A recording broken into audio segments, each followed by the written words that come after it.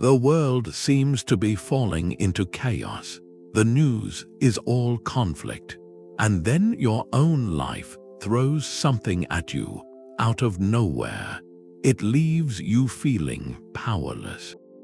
Adrift, but that feeling, it isn't new. 2,000 years ago, the Roman Emperor Marcus Aurelius was dealing with it. Frontiers collapsing, political plots.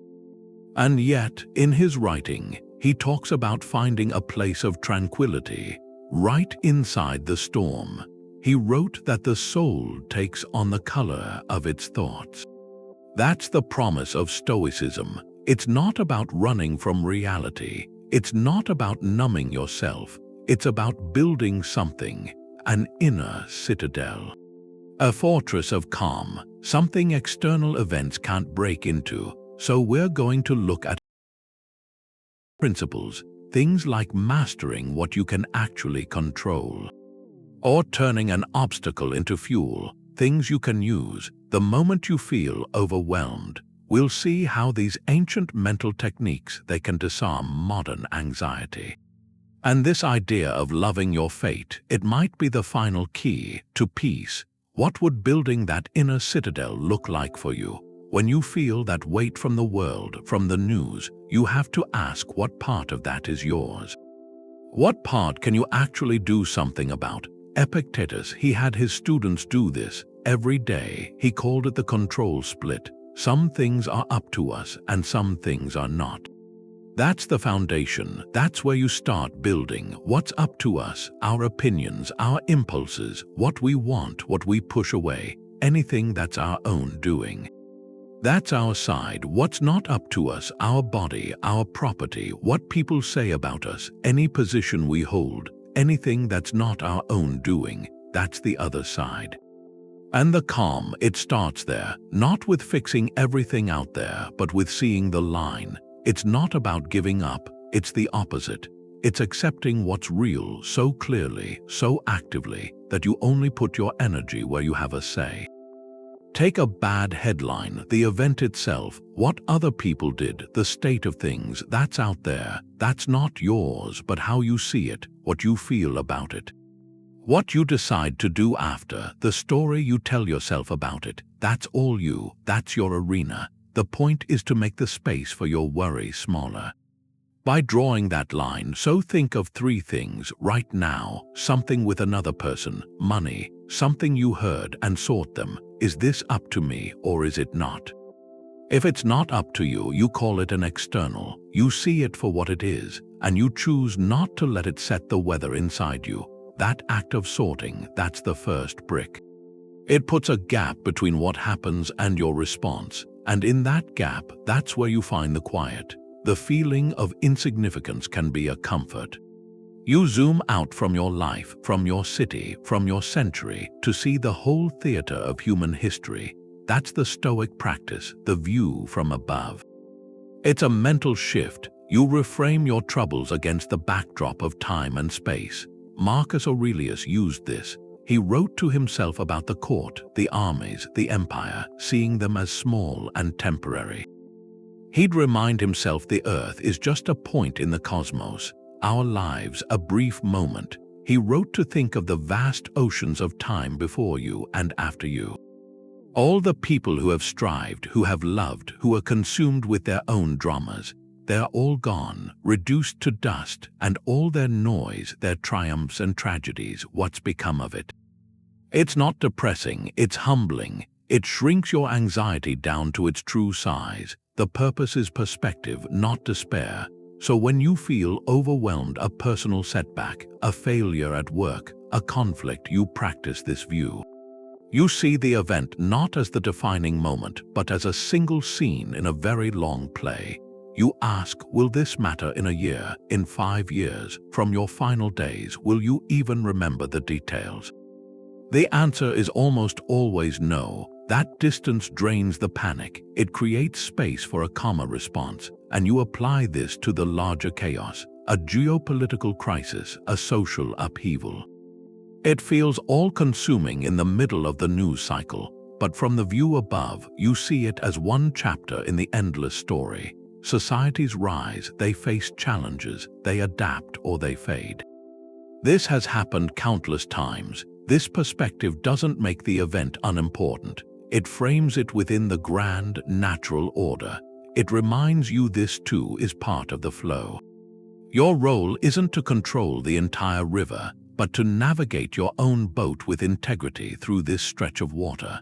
So take your biggest current anxiety. Hold it in your mind, now consciously zoom out. See yourself from a decade in the future, looking back. What does that older, wiser you see? Now zoom out further. See your city from the sky, your country from space, the blue marble of earth in the black void. Against that scale, where does your worry sit? It doesn't vanish. But its power to dominate your inner world softens. It becomes a manageable part of a much larger, more beautiful picture. This is how you stop a crisis from becoming a catastrophe in your mind. The world feels like it's coming apart, but what if that's the material, the actual raw material for your strength? That idea has a name, Amor Fati. It means a love of one's fate. The philosopher Nietzsche talked about it, but the seed of it is older, it's stoic, and it's more than acceptance. It's not just enduring something, teeth gritted. It's embracing it, seeing everything that happens, especially the obstacles, not as things to just get through, but as the necessary fuel for what you're becoming. The Stoics saw a kind of logic to the universe, a woven order. From that view, nothing happens to you, it happens for you. Challenges aren't random punishments. They're the gymnasium where your character gets built. Marcus Aurelius wrote it down. He said the impediment to action advances action. What stands in the way becomes the way. The hindrance is the path. The block is showing you where to go, what to exercise. A person causing frustration. That's your chance for patience, for understanding. A plan that fell apart. That's an invitation to adaptability, to a new creativity. The event is neutral. Your response paints it. Take Seneca, the Roman statesman. Exiled by the emperor, sent to a remote, harsh island, by every external measure a disaster, the end of his political life, the end of comfort. Yet in that exile he wrote his most profound letters. His most profound essays. He turned isolation into introspection, hardship into literature. He didn't just accept his fate, he used it. He forged a legacy from it. That's Amor Fati in action. Loving your fate means looking at the chaos, the personal setback, the global uncertainty, and saying this too is part of my story. I will find the gift in it. So think of a recent difficulty, a setback, a source of anxiety. Set the frustration aside for a minute. Ask what this situation is asking you to develop. Is it resilience? Is it clarity about what you truly value? Is it the courage to let go of an old plan? There's a hidden lesson there, a potential strength. Waiting in that obstacle, your job isn't to wish it away, it's to unwrap it. Imagine a way to vaccinate your mind against anxiety by deliberately imagining worst-case scenarios. That's the Stoic exercise called Premeditatio Malorum, the premeditation of adversity. It's a drill, a mental rehearsal. It's not pessimism. It's not about attracting bad luck. It's the opposite. It's about facing potential loss head-on in your imagination. So when life inevitably presents some version of it, you're not caught off guard. You've already been there. Seneca wrote about this to his friend Lucilius. He told him to set aside certain days, to put on the clothes of a person who has lost everything. To eat the simplest food, to live for a short while as if in poverty, not to punish himself, but to realize that the things he fears losing he already possesses. And that he could, if necessary, live without them. The point is to separate the fear of losing something from the actual loss itself. The fear is often far worse. And this practice drains that fear of its power. Think of it like a fire drill. You don't conduct a fire drill because you want the building to burn down. You do it so that if the alarm ever sounds, your body knows the path, your mind stays clear, you've walked the route before. Premeditatio Malorum is a psychological fire drill. So try a simple, safe version. Right now, pick a small, realistic fear, not a catastrophic global event but a personal one, a difficult conversation you've been avoiding. A project at work that might not go well, a minor financial hiccup. Close your eyes for just a moment. Now walk through it mentally, see the event unfolding. The other person's reaction, the email with disappointing news, feel the initial sting. Then pause. This is the crucial part. Now ask, what would a calm, resilient response look like? What stoic virtue would you call upon? Would it be courage to face the conversation with honesty? Would it be temperance to manage your initial emotional reaction? Would it be wisdom to see the setback as a chance to learn and adapt? You are not just imagining the bad thing, you are scripting your own composed response to it. You are building a mental blueprint for resilience. When you do this, something shifts. You stop seeing the potential adversity as a monster in the dark. You bring it into the light, you examine it, and in examining it, you often find it smaller, more manageable than the shadow it cast. You also appreciate your current stability more deeply. By mentally visiting a place of lack, you return to the present with a renewed sense of what you have. This isn't morbid, it's a profound form of gratitude. It's taking the future's uncertainty and using it to fortify your present peace. So take 1 minute today, sit quietly, and mentally walk through that one thing you're slightly afraid of. Then write down one virtue you would use to meet it. That written word is your anchor. It's the first step in turning anxiety into preparedness. Your mind is like a courtroom. An alarming thought comes in. It's like a witness making a dramatic claim. Your job isn't to believe the witness right away. Your job is to be the judge. To pause, to cross-examine the testimony before you accept it as truth, before you issue a verdict. That's the Stoic discipline of assent. It's that space between an event and your reaction. Epictetus put it clearly. He said people are disturbed not by things but by the views they take of them. The event itself is just an event, an email notification, a tone in someone's voice, a headline on a screen. That's the witness entering the courtroom, the disturbance, the anxiety, the anger that only comes when you, the judge, immediately gavel down a verdict. You declare this is terrible or this is a personal attack without any examination. That initial flash of feeling, the Stoics called it an impression. It's automatic, it happens. The discipline is what happens next, that moment of assent where you either agree with the impression or you challenge it. That's where your freedom is. Epictetus told his students directly. He said, don't be carried away by how vivid the impression is. Instead, say, impression, wait for me a little. Let me see what you are. Let me see what you represent. Let me test you. That, wait for me a little, is everything. It's the pause that changes your life. Take an angry email from a colleague. The impression, the witness, storms into your mental courtroom shouting, this is an attack, they disrespect me. This is a disaster. If you assent immediately, your heart races. You fire back a defensive reply. You ruin your afternoon. But if you pause, you cross-examine. You ask the witness questions. Is this truly an attack, or could it be a sign of their own stress? Is the tone a reflection of their poor communication, or is it a genuine problem with my work I need to understand? Could there be a simple misunderstanding behind these words? When you examine the impression, the initial story often falls apart. The verdict you deliver is calmer. It's wiser, it's often completely different. You might respond with a clarifying question instead of a counterattack. You diffuse the situation instead of escalating it. The external event, the email, didn't change, but your judgment about it did, and so your entire emotional response transformed. Your practical response transformed. This applies directly to that feeling of the world falling apart. The news delivers an impression, a witness claiming catastrophe. the Discipline of Assent asks you to pause before you absorb that panic as your own. Examine the testimony. Is this event within my control? What is the actual, factual reality versus the narrative of fear being presented? What would a measured, constructive response look like instead of a reactive spiral of dread? So think for a moment, can you recall a recent time you reacted impulsively with frustration or worry?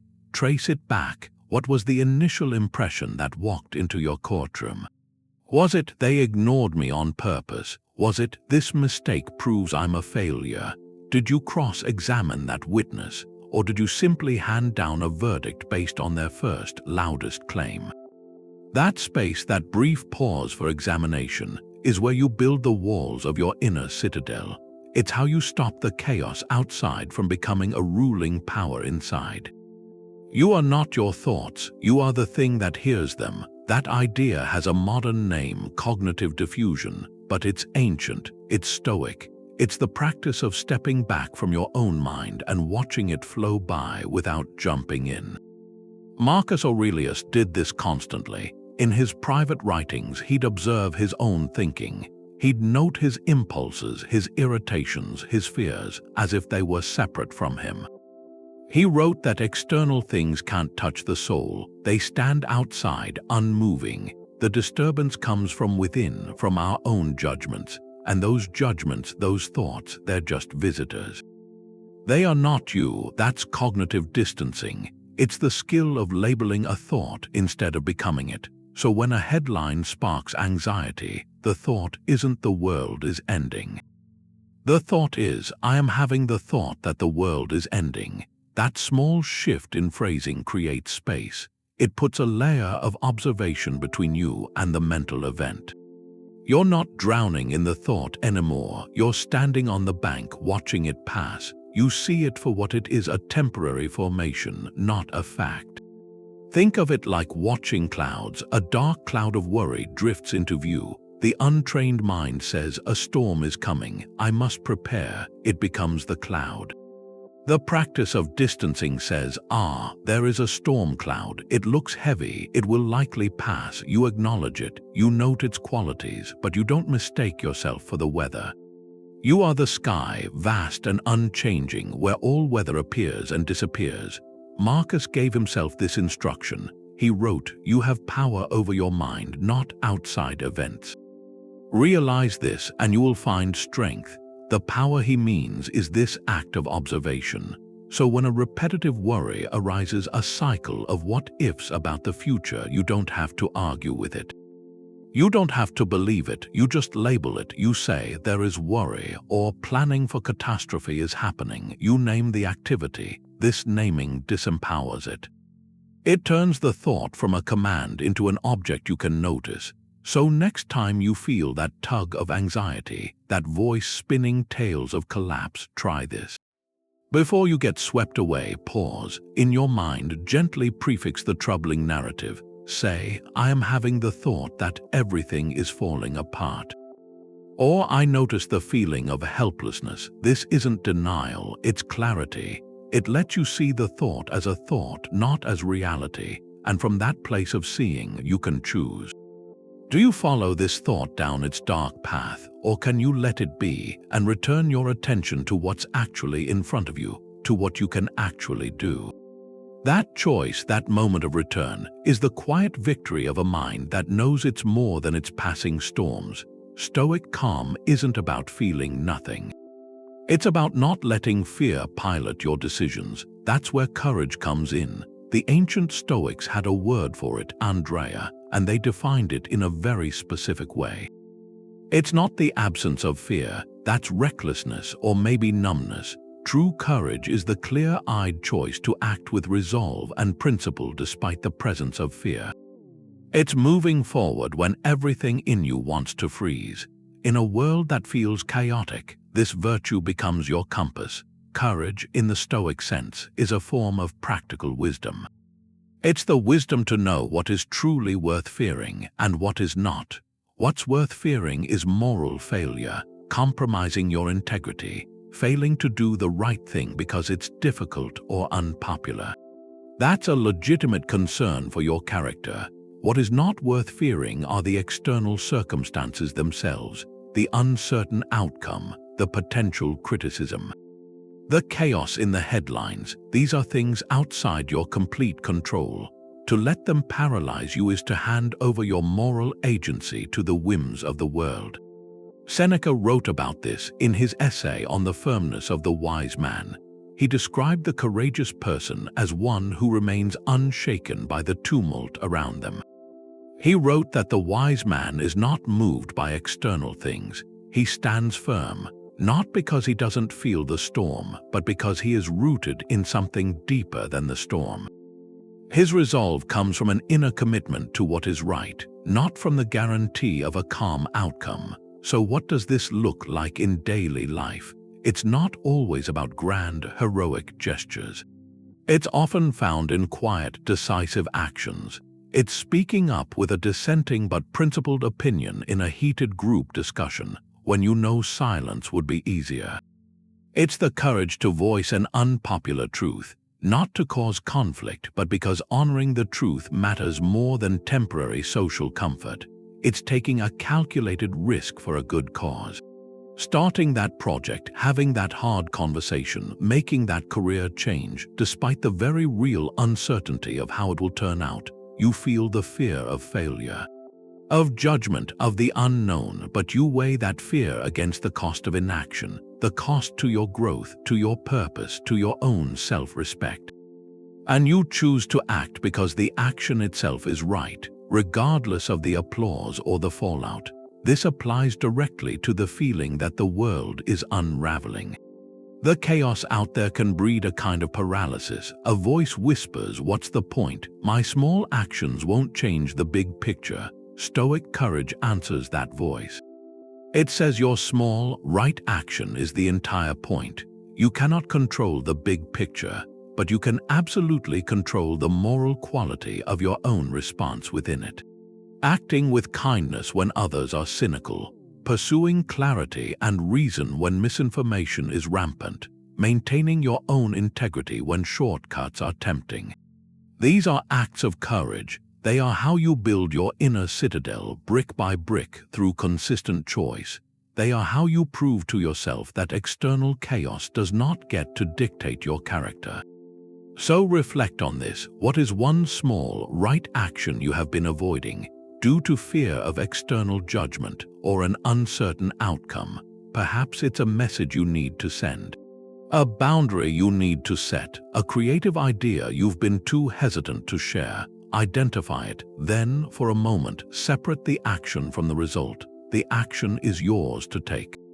The result is not fully yours to command. Can you find the resolve to do the thing, not because you are fearless, but because it is the right thing for you to do here and now?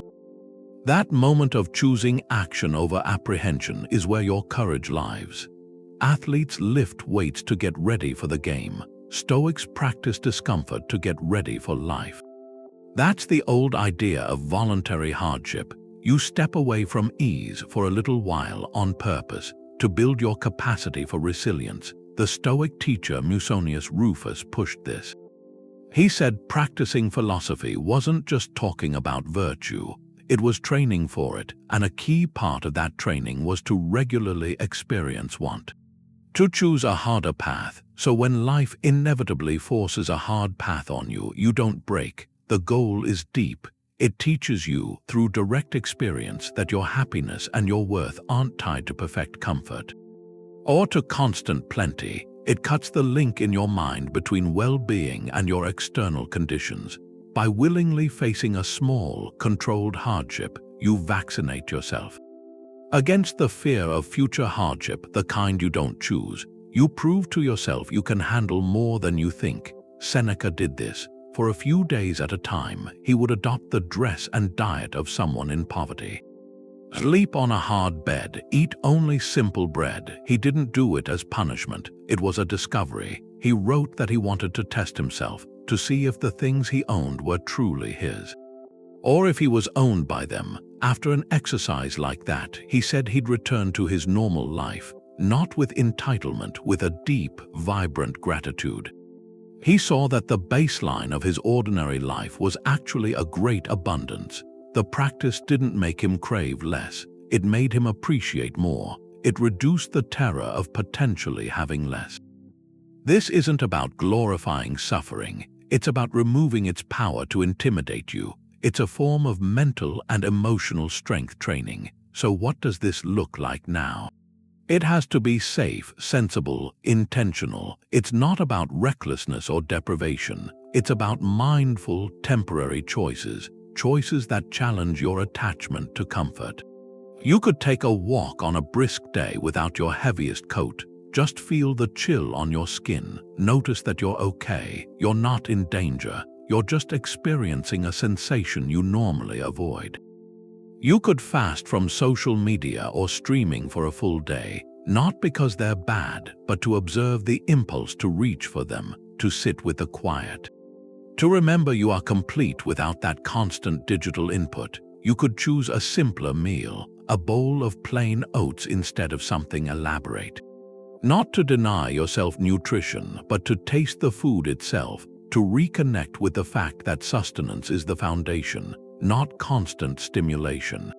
The point of each exercise is the conscious awareness. It's the moment you feel the urge for the warmer coat, the distraction, the richer food, and you gently pause. You acknowledge the desire, then you choose the simpler path anyway. In that small act of choice, you rebuild your relationship with hardship. You transform it from a looming threat into something manageable. Even useful, so here's a challenge. This week, choose one voluntary discomfort, just one. Make it small and symbolic. It could be a cold shower for the final 30 seconds. Leaving your phone in another room for an evening. Writing a letter by hand instead of sending a text. Commit to it once. As you do it, pay close attention. Observe the initial resistance. Notice the stories your mind tells you about why this is unnecessary or unpleasant, and then, crucially, notice the moment after. The feeling of capability that follows, the subtle shift in perspective, where you realize this small hardship didn't diminish you, it demonstrated your own fortitude. That demonstration is the resilience muscle you're building, one conscious, voluntary choice at a time. If you knew this was your last year, how would you feel about the news? That's the question inside a Stoic practice, Memento Mori. Remember you must die, but it's not about dwelling on endings. It's a tool. It clarifies what matters. It strips away the trivial and brings the essential into focus. The Stoics saw this awareness not as a source of dread, but as motivation. Motivation to live well now. Marcus Aurelius kept coming back to it. In his private journal he wrote, "You could leave life right now. Let that determine what you do and say and think." He wasn't talking about frantic activity. He meant alignment. If this day was your final contribution, what would you want it to be? Would it be pettiness? Would it be worry over things you can't change? Or would it be kindness? Would it be courage? Would it be full attention to the person in front of you, the task right here? Meditating on mortality collapses the distance between someday and today. It creates an urgency, not for panic but for virtue, and it counters that diffuse anxiety from a chaotic world. When you're scrolling through endless alarming headlines, Memento Mori asks you to pull back, to see that stream against the backdrop of your one finite life. It asks, does this news deserve your attention, which is the currency of your life? Will engaging with this fear change anything you control, or is it just borrowing worry from a future you might not have? The answer isn't to stop caring, it's to become selective, fiercely selective, to invest your limited attention only where it can bear fruit, in your own sphere, your relationships, your character. So how do you use this? Not as a dark cloud, but as a light. When you feel paralyzed by a decision or overwhelmed by the noise, pause, ask one question. In light of my mortality, what's the most important thing for me to do right now? Not eventually, not when things calm down, right now. That question cuts through indecision. It often shows that what's holding you back is fear of embarrassment or waiting for perfect conditions. knowing time is limited makes those fears seem small. It pushes meaningful action to the front. It also builds a deep, active gratitude for the ordinary present.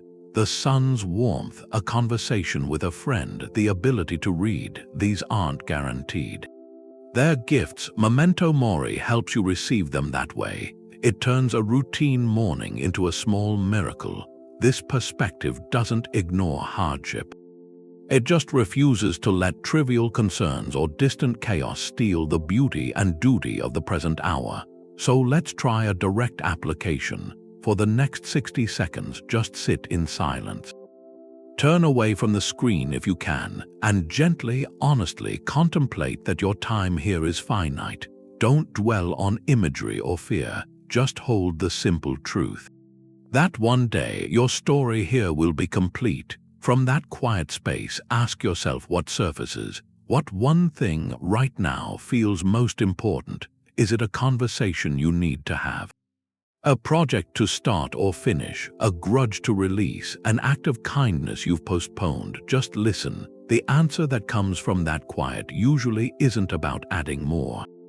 It's almost always about focusing on what was already there, waiting for your full attention.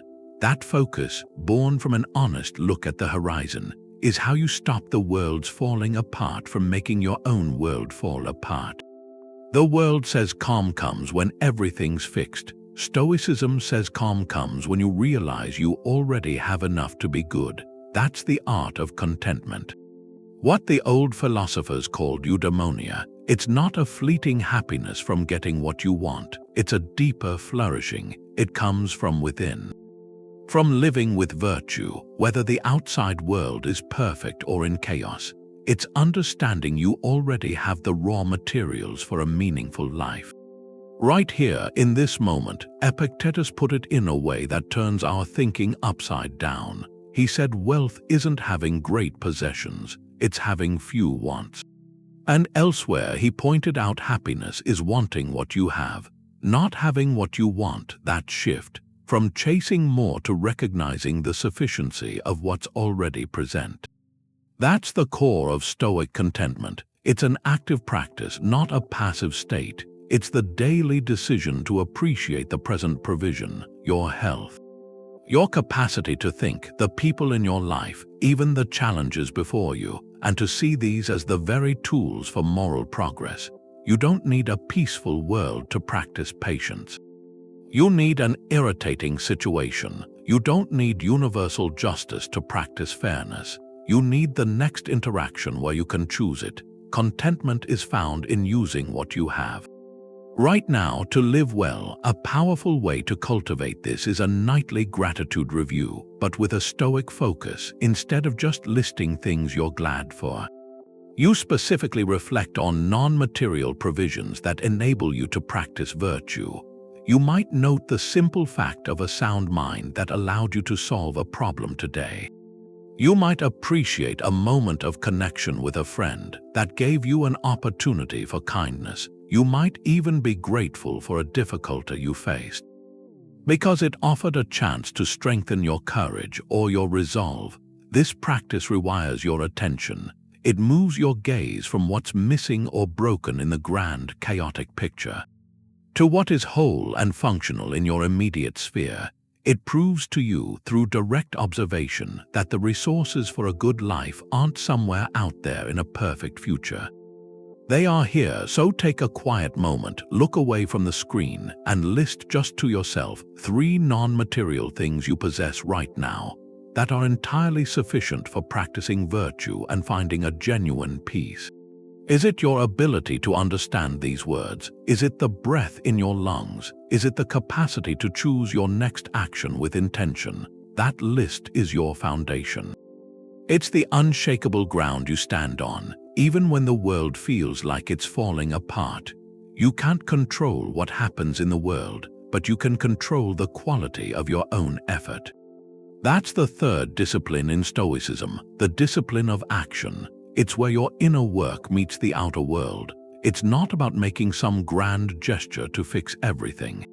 It's about the small, consistent actions you take, doing them with virtue as your contribution to the common good. The Stoics had a term for this: social duty. Oikeiosis, it's the understanding that we're part of a larger whole, that our well-being is tied to the well-being of others. Your role isn't to solve every crisis. Your role is to do your part with excellence and integrity, and then let the results be what they are. This discipline takes off a lot of pressure, that feeling you have to be responsible for outcomes you can't command. It replaces that anxiety with something else, the quiet dignity of doing what's right, simply because it's right. Marcus Aurelius wrote about this. He said, "Let every action aim solely at the common good. Be meticulous in your efforts, as if each one were your last. Perform each act," he said, "as if it were the final thing you ever do, with care, without distraction. Without worrying how it will be received." That focus changes things. It transforms ordinary tasks into meaningful contributions.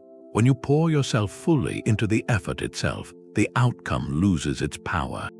It can't define your worth anymore. You find your satisfaction in the quality of your work, not in the applause or the promotion that may or may not come. Think of someone planting a tree in a community garden. They can't control if a storm knocks it down next week. They can't control if others will water it later. Their duty is just to plant it well, with care for the soil and the sapling. That act, done with good intention and full attention, is complete in itself. It's a contribution. The anxiety of fixing the entire ecosystem is gone, replaced by the integrity of that single, well-planted tree. This applies everywhere. In your work, you can focus on doing excellent, ethical work today, not as a means to a promotion, but as an expression of your character. The promotion is an external. It's not fully yours to command. The quality of your effort is entirely yours. In a difficult conversation, your goal shifts. It's not about winning the argument.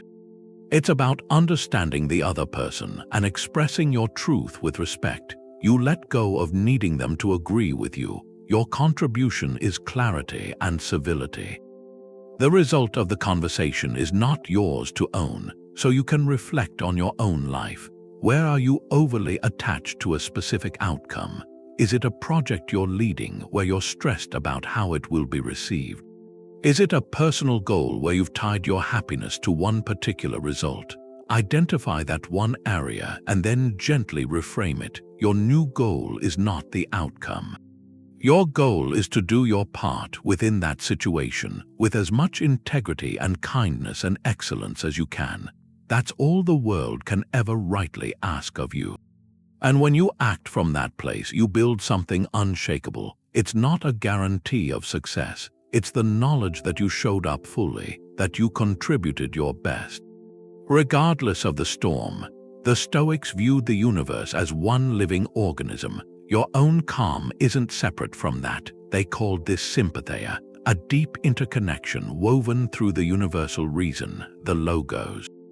Everything is linked: the stars, the earth, the seasons, your own thoughts. And this wasn't a metaphor for them. It was a physical reality, a spiritual reality. And it's a powerful answer to the isolation we feel now. When the world feels chaotic, the instinct is to retreat, to see yourself as a lone boat in a hurricane. But Sympatheia reframes that. It says you're not a boat, you're a vital part of the ocean itself, so the storm isn't happening to you from somewhere outside. It's a movement within the whole, and your role is to maintain your own harmony inside that movement, to be a point of order within the disorder. Marcus Aurelius wrote about this constantly. He wrote to see all things as interconnected, like a sacred bond. He said nothing is truly disconnected. Just as branches are separate but part of the same trunk, we are separate expressions of the same universal nature. He reminded himself that what harms the hive harms the bee. That perspective changes your relationship to chaos. It moves you from feeling like a powerless spectator to feeling like a participant with a part to play, however small. The anxiety from global crises often has a hidden core. It's the feeling that it's all meaningless. That human effort is just a drop in an infinite, uncaring ocean. Sympatheia answers that. It says your drop is part of the ocean. It matters to the composition of the whole. Your virtuous action isn't a futile gesture against a vast, indifferent system. It's a necessary function for the health of the system itself. Think of your own body. A single cell in your fingertip doesn't comprehend the concept of you. It doesn't see the grand design, but by performing its function well, taking in nutrients, communicating with its neighbors, maintaining its own integrity, it supports the health of the whole organism. If it becomes dysfunctional, it causes trouble. If it functions with excellence, it supports the whole. You are that cell in the body of the world. Your domain is your immediate sphere.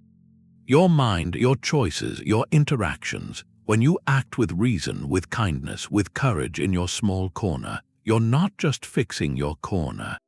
You're contributing a note of harmony to the entire symphony. You're strengthening the overall fabric that makes your calm a form of service. Cultivating your own peace isn't a selfish retreat.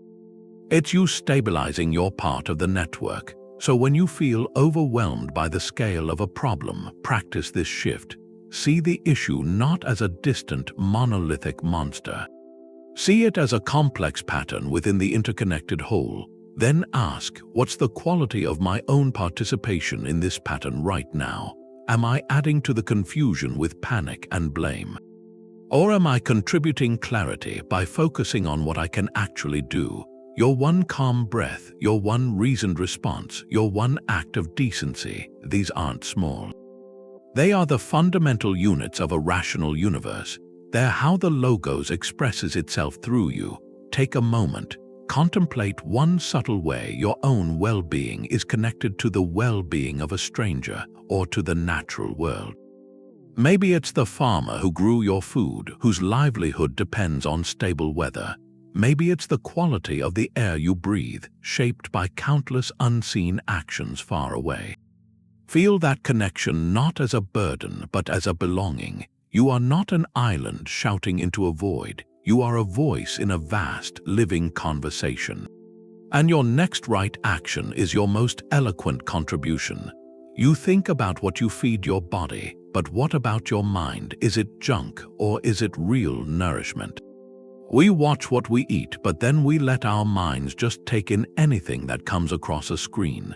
The Stoics saw this. They said your judgments, your character, they're shaped by what you feed them. Your mind isn't just a container, it's more like a garden. What you let take root there, that's what ends up growing. Seneca wrote about this. He told his friend Lucilius to be as careful about who he lets into his mind as who he lets into his house. You have to limit time with people who drain you, and you have to be just as picky with the ideas you let in. He warned about constant exposure to sensational stories, to gossip, to the frantic noise of public opinion. It weakens your mind's resolve, it scatters your attention, it stirs up passions you then have to calm down all over again. The goal is a resilient, rational mindset. And that means curating your influences. Think of it as mental fortification. You wouldn't train for a marathon by eating only candy.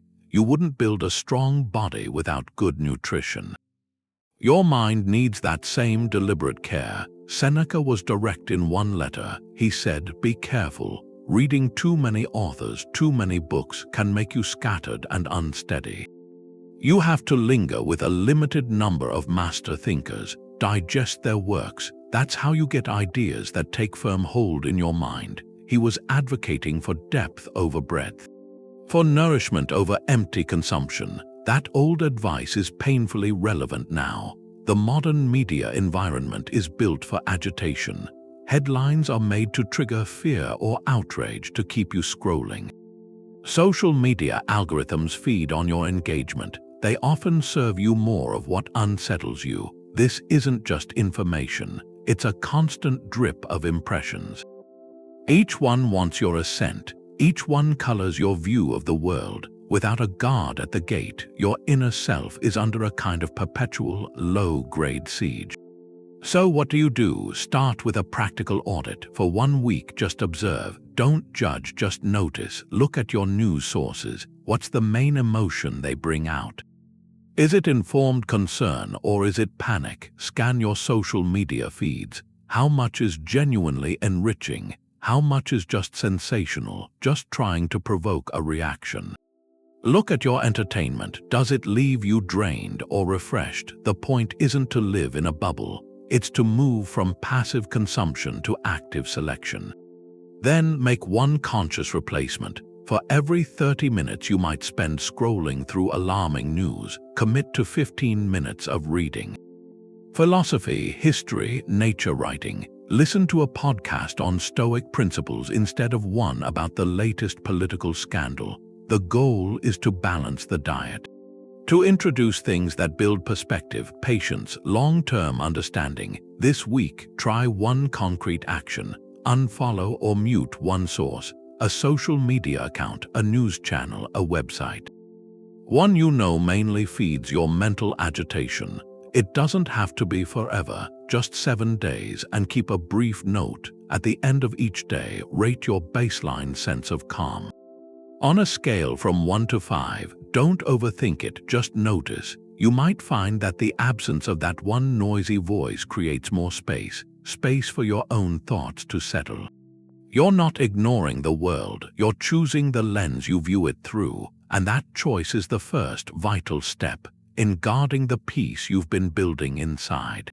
Stop right now. What's happening in this room? Not what you're thinking, not what you're worried about, the physical reality, the light from the screen. The weight of your body in the chair, the sound of your own breath, that space right there is a refuge. It's the only place your life is ever actually happening. And it's the only place true calm can ever be found. The Stoics understood this. Anxiety is a story about a future that hasn't arrived. Regret is a story about a past you can't change. Both are ghosts. They have no substance in the tangible present. The present is the only realm where you have any power to act, to choose, to be. Epictetus directed his students here. He told them not to be disturbed by the picture of everything all at once. He said, ask yourself, what is there in this that is unbearable and past bearing? You'll be ashamed to confess. Then remind yourself it's not the future or the past that weighs on you, but always the present, and the present is remarkably small. And often remarkably manageable. Marcus Aurelius gave himself the same instruction. In his private journal he wrote, confine yourself to the present. You can renounce the rest. He said to pile up the past and the future, those imaginary burdens, and see how little they have to do with the task directly in front of your hands. That task is your entire world. When your mind tries to race ahead into tomorrow's chaos or spiral back into yesterday's mistakes, you bring it back. Not with force, but with a simple observation. What is here now? This is the discipline of presence. It's not about ignoring the future or forgetting the past. It's about recognizing you can only ever live and act in the now. Planning for the future is a present moment activity. Learning from the past is a present moment reflection. But worrying about them is a theft. It steals your attention from the only reality you can ever influence. So what do you do when that abstract fear about the world starts to tighten your chest? You ground yourself in the concrete. You perform a simple sensory audit. It's a mental anchor. Look around slowly. Name 5 things you can see: the color of the wall, the pattern on a mug, a book spine. Now 4 things you can physically feel: the texture of your sleeve, the floor under your feet, the air on your skin. 3 things you can hear: the hum of a fan, distant traffic, your own breathing. 2 things you can smell, maybe the scent of coffee or clean laundry, or just the neutral smell of the room. 1 thing you can taste, the lingering flavor of your last drink or meal. This exercise isn't magical, it's physiological. It pulls your nervous system out of the abstract future and into the safe, immediate reality of your senses. The world may be in turmoil, but this room, this body, this breath is not. It's stable, it's here, and in this small, stable space, you can think clearly again. Your challenge is to practice this deep presence several times today, not during a crisis, during an ordinary moment. Choose one simple, present moment activity and give it your full attention. When you drink a glass of water, feel the coolness of the glass. Notice the weight of the water in your hand. Taste the water itself. Feel it travel down your throat. Be there completely for those 10 seconds. Or when you step outside, feel the sun or the wind on your face. Really feel it. Don't just think about your next meeting. For those few heartbeats, let the sensation be the entire point. These tiny acts of full attention are drills. They train your mind to find its home in the present. So that when the larger storms brew, you have a practiced path back to the calm that was always here, waiting in the space between one breath and the next. What we call the world falling apart might just be nature rearranging itself. That's what it does. The Stoics didn't see the universe as a perfect, static machine. They saw it as a living system, a dynamic system governed by reason, by the logos, and in a system like that, change isn't a mistake, it's the main feature. Creation, stability, dissolution, these aren't accidents, they're the natural cycles of a living cosmos. To live in accordance with nature means to align your expectations with that. To accept that upheaval, that apparent decay, is as normal as leaves falling in autumn. It's part of the rhythm, not a sign the music has stopped. Marcus Aurelius, influenced by Heraclitus, came back to this. He wrote that the universe is change. Our life is what our thoughts make it. In that, he captures two things. The external world is perpetual flux, and our peace depends not on stopping it, but on how we think about it. When we see chaos as an aberration, we suffer. When we see it as part of the pattern, we can find our footing. Think of a forest. For centuries it grows in a stable way. Then a wildfire comes through. From a human view, it's a tragedy, a loss, but from nature's view, it's a reset. The fire clears the undergrowth. It returns nutrients to the soil. It opens the canopy to light. It creates the conditions for new seeds, for a new forest to emerge, often more diverse than before. The dissolution wasn't an end. It was a violent phase of renewal. This pattern is everywhere. In our bodies, cells die and are replaced. In careers, an industry fades, making space for new work. In societies, old structures fracture so new ones can be built. The pain is real. The loss is real, but the Stoic lens asks us to see a larger arc, where decay isn't the opposite of growth. It's often the prerequisite, so bring this down to your own life, to the world that feels unstable. Identify one area where you see decay. It could be personal, a plan that fell apart, a relationship that changed. Or broader, a social norm crumbling, an institution failing. Pause the judgment, set aside the label of disaster, ask with a curious mind, what new soil is being created here? What old thicket is being cleared, allowing what new light to reach the ground? That plan that fell apart, did it clear space for a more authentic path? That fading norm, is it making room for a better way to connect? This isn't naive optimism. It's recognizing that nature's intelligence operates on a scale larger than our comfort. Your practice is to trust the cycle from within it, to look at the ashes and without denying them, watch for the first green shoot. It is already on its way. True calm doesn't shift with fortune's winds. The Stoic sage isn't made arrogant by praise or broken by blame. Their calm is built on something deeper. That ideal has a name: equanimity. The Greeks called it Apprehension. It means freedom from destructive passions, not a cold indifference to life, but a stable inner clarity. It's the ability to meet success and failure with the same steady mind, because you understand both are just external events. Their true value isn't in what they are, but in how you choose to respond.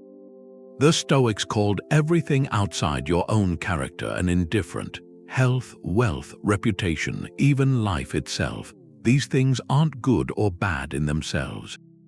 They're just the material life gives you. What makes an action good or bad is the virtue or lack of it that you bring to that material. A large sum of money is indifferent. Using it with wisdom and justice is good. Using it with greed and recklessness is bad. The money itself is neutral. Your character assigns the moral value. That's the foundation of equanimity. You stop handing over your inner peace to the temporary nature of external conditions. Epictetus gave clear instruction on this. He wrote, "Remember, you ought to behave in life as you would at a banquet. A dish is passed around. It comes to you, stretch out your hand and take a moderate helping. Does it pass you by? Do not hold it back. Has it not yet come? Do not project your desire toward it, but wait until it reaches you. Apply this to your children, to your work, to your possessions." He's describing a balanced reception of everything life serves you, neither lunging for more nor despairing when your portion seems small. Your focus stays on your own conduct at the table. Consider a modern scenario. The stock market takes a sudden, steep dive. Your portfolio loses a significant amount of its value on paper. The conventional reaction is panic, fear, a sense of loss. The equanimous response, rooted in Stoic practice, starts with a pause. You label the event for what it is, an external. You recognize the feeling of fear as an impression. Then you cross-examine it. Is my character diminished by this market movement? No. Is my capacity to act with wisdom and justice today affected? Not unless I let panic drive my decisions. Your task shifts from fretting over the numbers you can't control to determining the most prudent, courageous actions you can take with the reality before you. Maybe it's recalculating a budget, seeking sound advice, or just practicing patience. The event is the same. Your inner stability remains because it was never tied to the number in the first place. Now flip it, a sudden windfall, an unexpected promotion with a large raise. The conventional reaction might be elation, pride, excitement. The equanimous response is, interestingly, very similar. You pause, you label the event an external, you feel the pleasure but you see it as a fleeting impression. You ask, does this change my moral purpose? Does it make me more wise or just? Not inherently. Your task becomes, how can I use this new resource with virtue, with generosity, with humility, with responsibility? The goal is to prevent the success from inflating your ego or distorting your values. The inner calm is the same in both storms because it's anchored to your character, not to the weather. So reflect on this, bring to mind a recent win, something you were praised for, a goal you achieved. Now bring to mind a recent loss, a criticism you received, a plan that failed.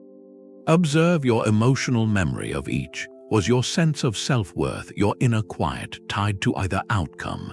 Did the praise make you feel temporarily more whole, and the criticism make you feel temporarily less worthy?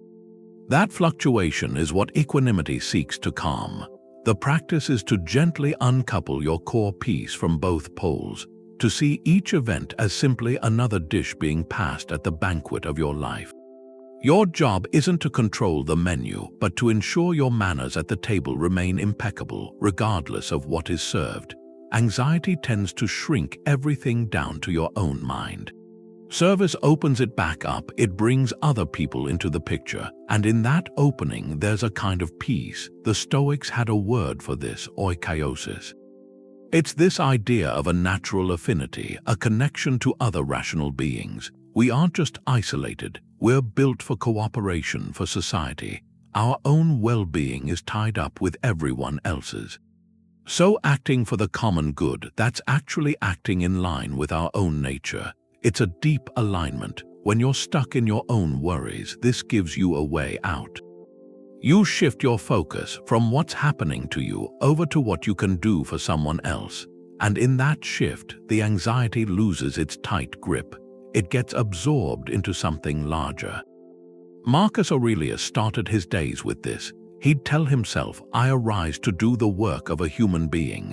What is that? To be of service to other human beings. That was his morning thought, not a list of his own goals, but a statement of duty. He saw himself, even as emperor, as one part of a bigger whole. His job was to strengthen that whole. That view is available to anyone. It turns daily life into chances to contribute, to be useful. Here's a way to see it. When you're caught in nervous thoughts, your mental energy just spins. It goes in a tight, frantic circle. It generates heat but no light. It doesn't go anywhere. An act of service, even a small one, breaks that circle.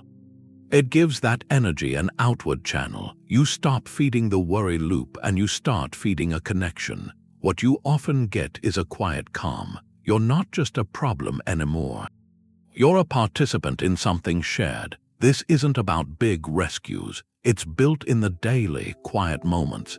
It's listening patiently to a friend who's struggling without jumping to give advice. It's doing a small favor for a colleague without needing credit. It's a kind word to a stranger with no expectation. These aren't trivial. They're the practical exercises of social virtue. They're how you rehearse your role in the community. Each one is like a brick in your inner strength, because each one reminds you that you're not powerless. You have something to give, so just pause for a second. Think of one person in your immediate circle, a family member, a friend, a coworker, maybe a neighbor you see. Ask yourself one simple question. Who is one person I could serve today with a small, unnoticed act of kindness? The key is unnoticed. This isn't for recognition. It's for the practice itself. It could be sending a thoughtful message. It could be doing a chore without being asked. It could be holding back a criticism you were about to make. Pick one concrete thing and then, later today, do it. Notice what happens, not so much in the world but inside you. That subtle move from being a consumer of events to a contributor of goodwill, that's where you find purpose. And purpose is a reliable anchor in any storm. The world is loud and your inner space is quiet. You have to go there regularly to remember that peace. This isn't about running from what you have to do. It's a strategic withdrawal to strengthen your core, to hear your own reason above all the static. The Stoics saw this as essential maintenance for a rational mind. Seneca wrote about it often to his friend Lucilius. He described retreating into himself every single day. He called it his time for self-examination. He would review his actions, his impulses, his judgments. He would have a conversation with himself. That daily practice, he said, was how he calmed his spirit, how he sharpened his purpose. It reduced his dependency on the noise of the world for direction or worth. In those quiet moments, he wasn't looking for validation from the crowd. He was auditing his own character against his principles. That inner dialogue is the bedrock of self-command. Without it, you're just echoing whatever voices were loudest that day. The news cycle, social media, the opinions of others, they flood in. They color your thoughts. Silence is the space where you wipe the slate clean, where you remember what you actually believe, where you reinforce the walls of your own judgment. Think of it like tuning an instrument. Constant noise throws it out of tune. You need moments of quiet to listen for the pure note again, to adjust the strings back to true. Your mind is that instrument, and the principles you've been considering, the control split, the view from above, the discipline of assent, they are the notes you're trying to hold. You can't tune an instrument in the middle of a roaring concert. You need to step backstage. So how do you build this into a modern life? A life that seems designed to avoid silence at all costs. Start with a simple practice, a daily Stoic pause, even 5 minutes. It doesn't require a special room or a cushion. It just requires intention. You could sit quietly with your morning coffee before you check your phone. You could use the first minutes after you park your car before you get out. In that time, you do one of two things. You could review the day ahead through a Stoic lens. Ask yourself, what challenges might I face today? What virtues might they require? How can I prepare my mind to meet them with equanimity? Or you could practice a brief evening review. Looking back on the day without judgment, simply noting where you acted in line with your principles and where you felt yourself pulled off course. This isn't about guilt. It's about awareness. Journaling is a powerful extension of this. Writing slows down the whirlwind of thoughts. It forces clarity. It externalizes the inner dialogue. So you can see it, examine it, learn from it. Marcus Aurelius's Meditations was essentially his private journal, his conversation with himself. You don't need to write a masterpiece. You just need to converse honestly with your own mind on the page. So here is a direct challenge. Before this day ends, schedule 10 minutes of total silence and solitude. No agenda, no podcast, no music, no scrolling, just you present with your own thoughts. You might sit by a window, you might take a slow walk without your phone. Notice the initial discomfort, the itch to reach for a distraction. That's the muscle you're building, the muscle of being with yourself. In that quiet, you're not doing nothing. You are maintaining the most important fortress you own. You are listening for the signal through all the noise, and you might just find that the peace you've been seeking. It wasn't out there at all. It was in the quiet room you forgot how to enter. The Stoic works like an alchemist. They take hardship, something heavy like lead, and they turn it into character. Into gold. That's what it means to love your fate. It's not just accepting things, it's an active process. You take the obstacle itself, the raw material of it, and you use that as fuel. To forge a stronger self, every challenge from outside, it presents a specific opportunity, a tailor-made chance to practice a specific virtue. That obstacle isn't blocking the path to excellence. It is the curriculum, the essential curriculum for it. Marcus Aurelius wrote about this. He said the impediment to action advances action. What stands in the way becomes the way. Read that again. What stands in the way becomes the way. The block isn't something you remove to get back to your real life. The block is the path. It shows you the exact muscle you need to develop. The frustration is the weight you need to lift. Take a personal limitation, like a severe lack of resources. The conventional view sees a handicap, something that holds you back. But the Stoic lens sees a training ground for virtues that abundance could never teach. Scarcity forces creativity. You have to solve problems with less. To see new connections, to innovate, it teaches frugality, managing wisely what little you have. It cultivates patience because you can't have everything instantly. It might teach humility too, and gratitude for the smallest provisions. Abundance might make you complacent. Scarcity, met with this mindset, makes you resourceful. Resilient, deeply appreciative. The limitation didn't diminish you. It compelled a form of excellence the kind comfort could not. This applies to every friction point. A difficult person isn't just a nuisance. They're a live-in instructor for patience, for setting boundaries with grace, for understanding a perspective wildly different from your own. A failed project isn't just a waste of time. It's a masterclass in humility, in analyzing error without tearing yourself down, in the courage to begin again. With better information, the obstacle and the virtue are two sides of the same coin. You can't have one without the other, so take one current frustration. One recurring obstacle right now. It could be a logistical headache, a relational tension, a professional setback. Hold it in your mind and complete this sentence. This obstacle is training me in the virtue of let the answer arise. Don't force it. Is it training you in perseverance? Is it a lesson in letting go of control?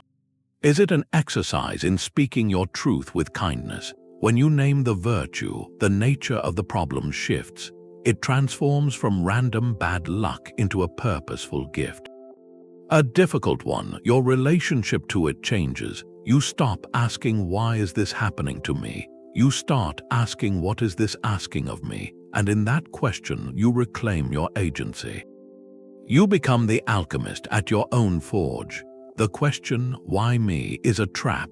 It assumes you're entitled to a life without friction. Stoicism offers something else. That question, why is this happening to me, it comes from a place of personal offense. It frames the event as a targeted injustice, a deviation from some plan where you were supposed to be spared. But the universe isn't personal. Events unfold according to cause and effect. The rain falls on the just and the unjust. The traffic jam doesn't know you're running late. The market shift isn't a judgment on your character. Seeing events as personal attacks is a story we tell ourselves, and that story breeds resentment. It breeds helplessness. It locks you into the role of a victim. The Stoic shift is radical. You replace that question with another. You ask, what is this demanding of me? That small change in wording changes everything. It moves you from passive suffering to active engagement. It turns the event from a problem into a prompt. Epictetus put it perfectly. He said, do not seek to have events happen as you wish, but wish them to happen as they do, and your life will go well. He's not advocating passivity. He's describing a profound alignment. You accept the reality of the event exactly as it is, without that added layer of narrative about unfairness. Then, from that clear-eyed acceptance, you ask the only question that holds power. What now? What does this reality require of my character? Take a common frustration. You've prepared for weeks for a crucial presentation. The morning of, you wake up ill. Your throat is raw, your head is pounding. The why me narrative starts immediately. Why today, of all days? This is so unfair. I worked so hard. That narrative spirals into anger, self-pity, despair. It solves nothing. It only adds emotional suffering to the physical discomfort. Now apply the Stoic shift. First, accept the reality. I am ill. The presentation is today. These are the facts. The universe isn't punishing you. It's just a set of circumstances. Now ask, what is this demanding of me? It's demanding adaptability. Maybe you need to delegate or request a postponement. It's demanding courage to handle the disappointment with grace. It's demanding self-care to listen to your body. The situation hasn't changed, but your relationship to it has transformed. You're no longer a victim of bad luck. You're a person responding with agency to a difficult set of facts. Your energy goes into solution and virtue, not complaint. This applies to larger chaos too. When a global event disrupts your industry, your plans, your sense of security, the why me reflex can be strong. Why now? Why did this have to happen? The Stoic practice is to let that question dissolve. It has no productive answer. The event is here. The only meaningful inquiry is, what does this new landscape demand of me? Does it demand new skills? Does it demand a reevaluation of what truly matters? Does it demand patience or community, or a simpler way of living? Your power lies in that inquiry. So here's a simple practice. The next time you feel that familiar tug of why me, whether it's over a spilled coffee or a major setback, catch the thought. Acknowledge it, then consciously, silently replace it. Ask instead, what now? What is this moment asking me to practice? In that small, deliberate substitution, you step out of the story of victimhood and into the authority of your own response. Anxiety is a weather system. It moves through the body and the mind. You're not the storm itself. You're the sky that holds it. You watch it pass. That's the Stoic view of emotion. They called strong, disruptive feelings passions, and they saw these passions not as truths but as flawed judgments, a kind of temporary fever in the soul. When you feel that surge of panic about the world, that isn't a signal about reality. It's a physiological event, a cascade of chemicals, a series of nerve firings. It has a beginning, it has a middle, and it has an end. Your calm comes from remembering that, from observing the feeling's impermanence without letting it hijack your reason. Without letting it convince you its story is permanent. Seneca wrote about this in his work on anger. He described the first flicker of emotion as an involuntary movement. A sudden flush of heat, a quickening of the pulse. He called this the first movement. It happens to everyone, it's automatic, but then he said comes the second movement. This is where we give our assent. We take that initial spark and we fuel it. We tell ourselves a story that justifies the feeling, that amplifies it. This is the passion. This is where we lose our footing. The Stoic practice is to catch yourself in that gap between the first involuntary flicker and the second movement of consent. To notice the storm cloud forming, but to choose not to become the storm. Think of it like a wave in the ocean. The wave rises up. It has power, it has size. But if you try to stand against it, to fight it head-on, it will knock you over. If you try to outrun it, you'll exhaust yourself. The skilled way is to dive under it or to float with it. To let its energy pass through you and around you. You acknowledge its presence, you respect its force, but you don't let it decide your destination. Your emotion is that wave. Your observing awareness is the swimmer who knows how to ride it. So what does this look like in a moment of modern anxiety? You read a troubling headline. You feel that familiar tightness in your chest. That's the first movement. The old habit is to immediately follow it, to click another link, to scroll for more bad news, to spin scenarios in your mind.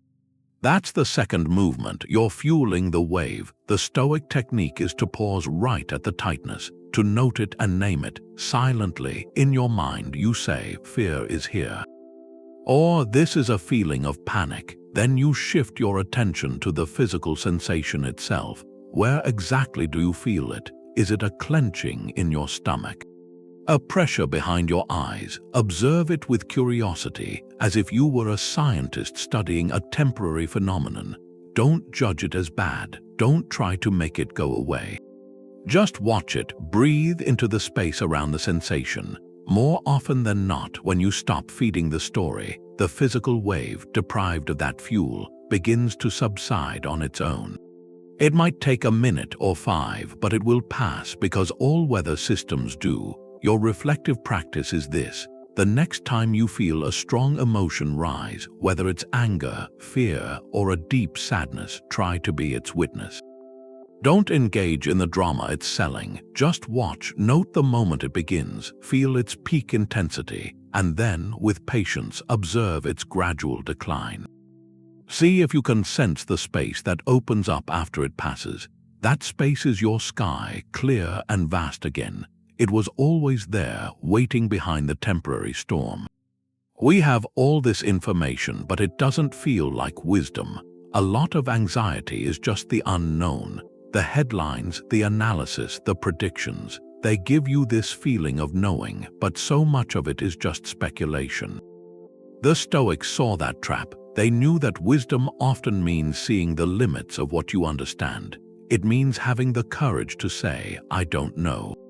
That's not a weakness, it's a kind of intellectual humility. It's a shield. It protects you from the distress of forming rigid opinions about things that are uncertain. The Stoic sage holds back judgment. When the information is incomplete, when the story is still unfolding, the wise thing is to withhold a final verdict. To stay open, to watch, that keeps you from tying your peace of mind to a conclusion that might turn out wrong, or to a story that's meant to get a reaction. Seneca wrote about this. He said the fool is certain and obstinate, but the wise person is full of doubt. He meant that in a good way, a cautious way. The wise person understands the world is complex. They know first reports are often wrong, that motives are mixed, that history gets written by many people. So they cultivate a cautious openness. They're slow to judge events they can't fully see. That's not apathy. It's a discipline. It protects their mental clarity. It saves their emotional energy for the arena where certainty is actually possible, the arena of their own choices. You can apply this directly to how you take in news about complex events. A big story breaks. The first details are chaotic. Commentators immediately assign blame, predict consequences, frame it within some alarming narrative. The anxious mind grabs onto one of those stories. It forms a firm, emotional opinion. It takes a side in a drama it can't possibly understand fully. And then, as more facts come out, that opinion has to be defended or painfully changed. Inner peace gets lost in that process. The Stoic approach is different. You see the headline, you feel that pull to know, to judge, to have an answer. And you consciously pause. You tell yourself, I don't have full clarity on this yet. The facts are still coming. My understanding is limited. That's not a failure of intelligence. It's an honest look at reality. From that honest place, you redirect your focus. You ask, what do I actually know right now? I may not know the full geopolitical truth of this event, but I know I can choose to be just and temperate in my own immediate sphere. I can choose not to spread unverified information. I can choose to listen more than I speak. I can choose to turn any concern into a concrete, local act of goodwill. Your certainty isn't invested in that distant, blurry picture. It's invested in the quality of your next action, which is always clear and close. So think about this for a moment. Pick one area of uncertainty you've been mentally stuck on. It could be an election, the future of your industry, the direction of a relationship, your own health. Notice how much mental energy you spend speculating, worrying, trying to solve a puzzle with missing pieces. Now, for today, practice that simple phrase. I don't know yet. Say it out loud. I don't know yet what will happen. I don't know yet how this will resolve. And then, after you've acknowledged that honest uncertainty, ask the grounding question. But what do I know for sure about how I can conduct myself today with virtue, no matter what the outcome is? That shift from futile speculation to virtuous action, that's where you trade anxiety for a quiet, unshakable confidence. Your day is a series of experiments. The evening review is your lab notebook. You're not a prosecutor. You're the scientist looking over the data. This is the Stoic daily examination. It's a path from chaos to calm. At the end of the day, you sit, you look back, not to relive the drama, but to see the patterns, to pull the lesson from the noise. Seneca had his own version. He wrote that sleep should find you in that state. He would ask his soul, what bad habit did you cure today? What fault did you resist? In what way are you better? He was turning his attention inward, away from the world's noise, to audit his own progress. The goal wasn't to punish himself for a misstep. It was to learn from it so he wouldn't repeat the lesson tomorrow. This practice turns a messy, reactive day into a curriculum for your character. It builds confidence because you see your own capacity for improvement. It reduces the anxiety that you'll just keep making the same mistakes because you're actively studying them to understand their cause. You're not leaving your growth to chance. You're engineering it one evening at a time. The method is simple, just a few quiet minutes. You can ask 3 plain questions. First, where did I act in alignment with my principles today? This isn't about grand achievements. It could be pausing before sending an angry email, or choosing to listen fully instead of planning your reply. You name the specific virtue you practiced. You note the action. This reinforces what works. It builds a catalog of your own strengths. Second, where did I act less wisely? Where did I let an external dictate my inner weather? Again, be specific but be factual. Not I was a failure, but I snapped at my colleague when the project deadline moved. I assented to the impression that this change was a personal attack. You identify the trigger and the unwise response without layering on shame.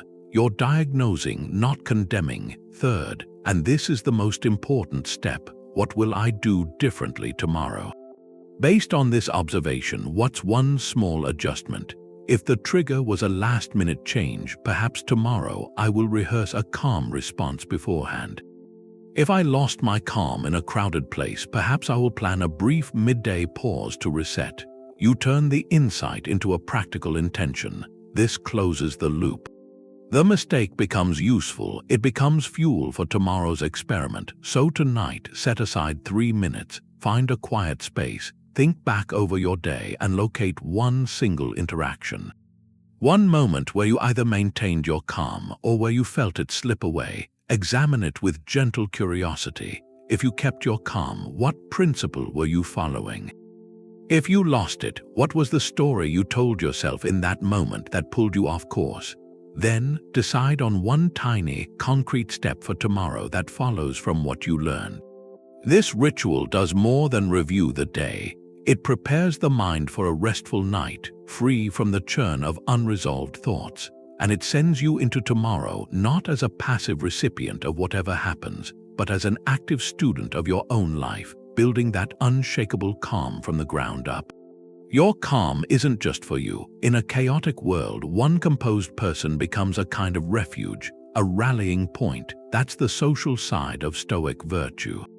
When you master your own reactions, you're not just retreating into a private bubble, you're building a stable platform, a place you can actually help others from.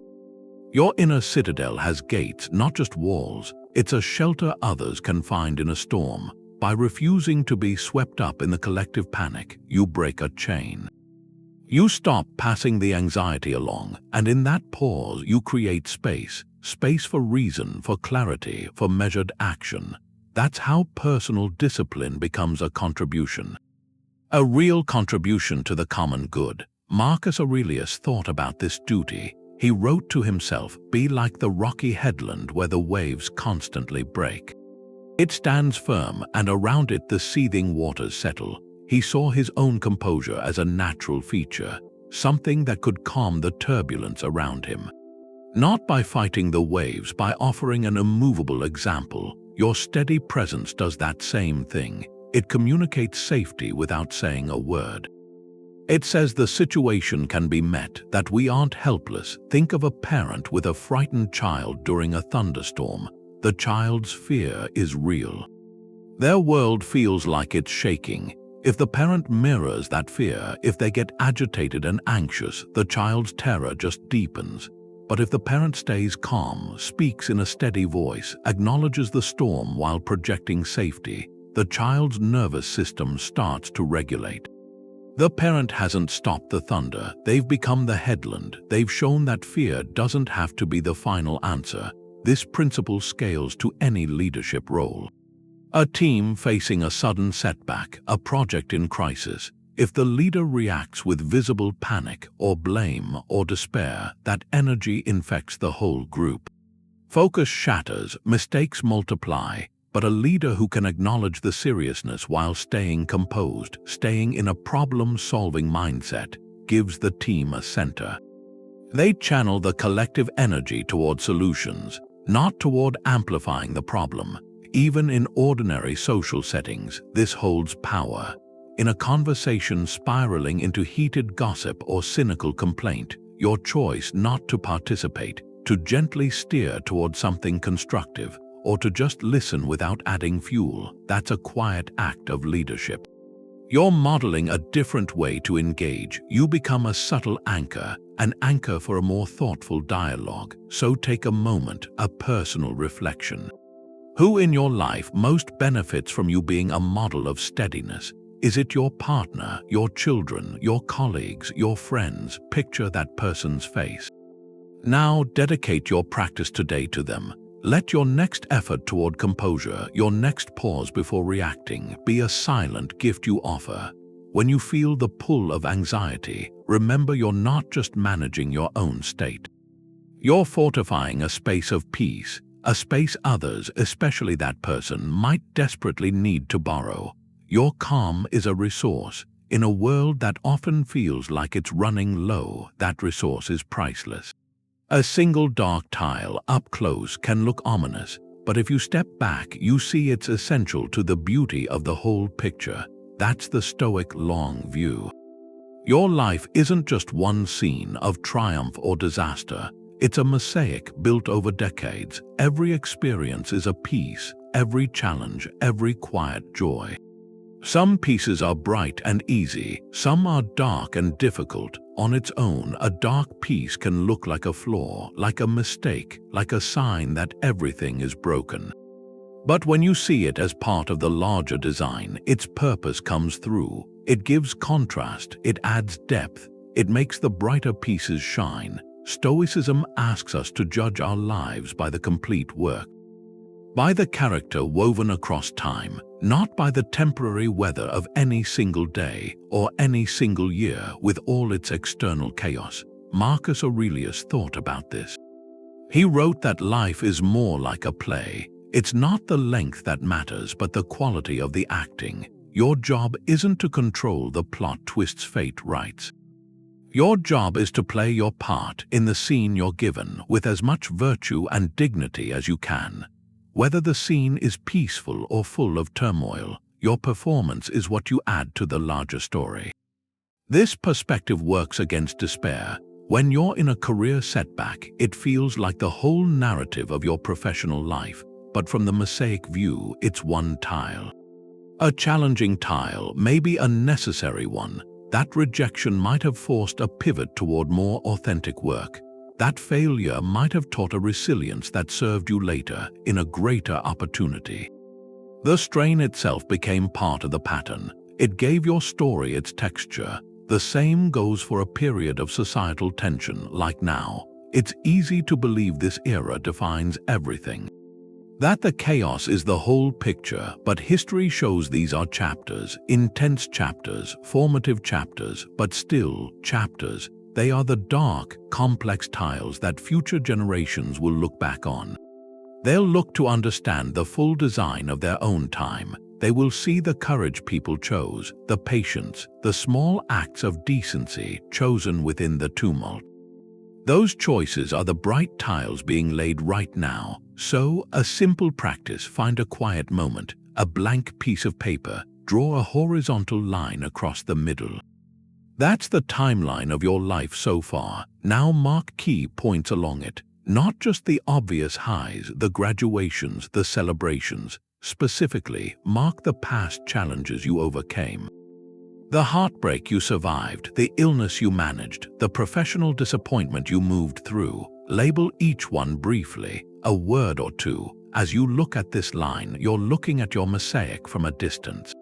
You see that every dark tile you've already placed is now part of a person who is stronger, wiser, more compassionate. You've already proven more than once that a difficult piece doesn't ruin the picture.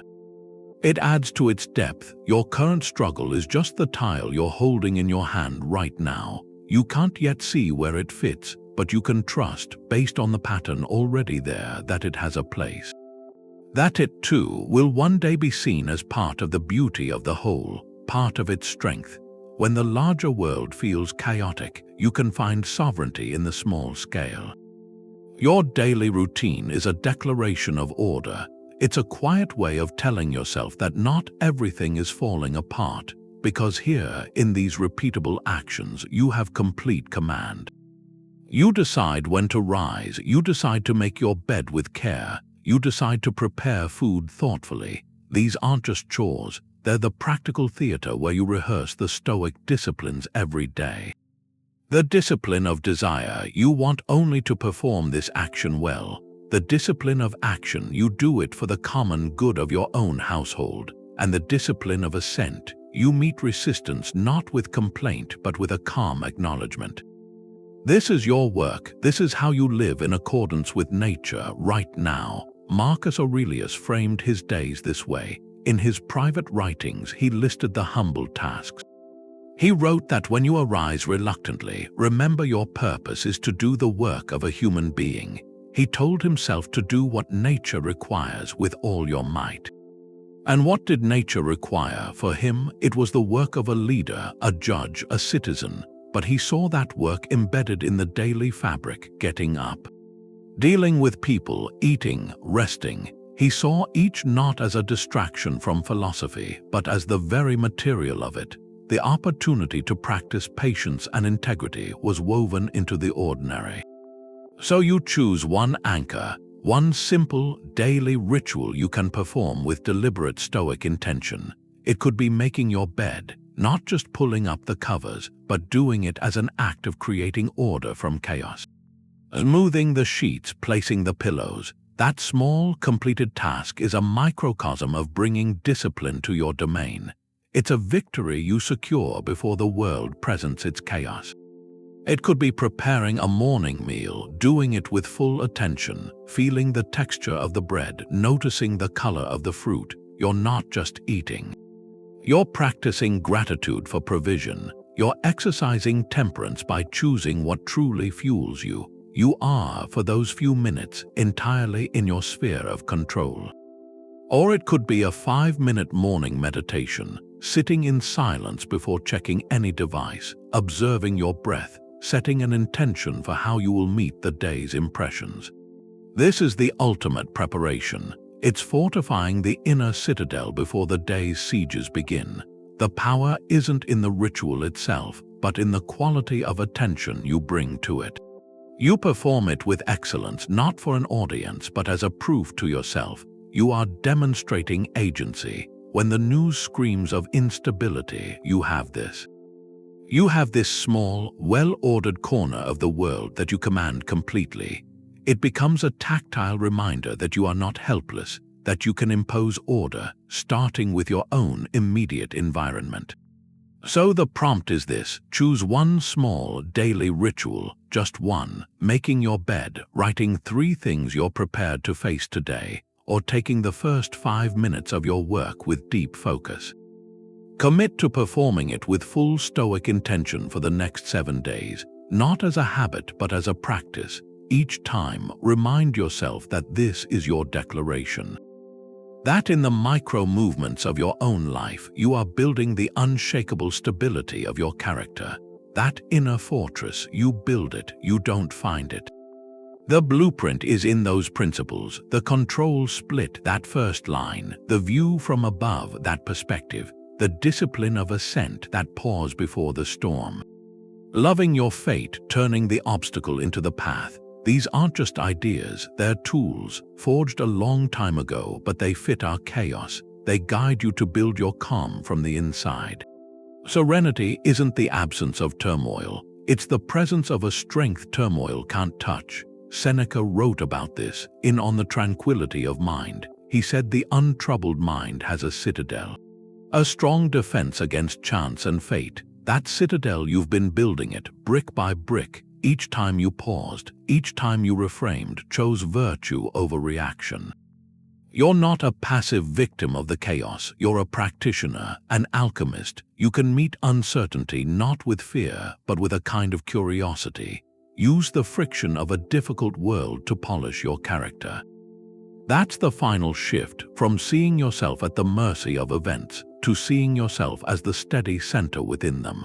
Your journey with this is just beginning.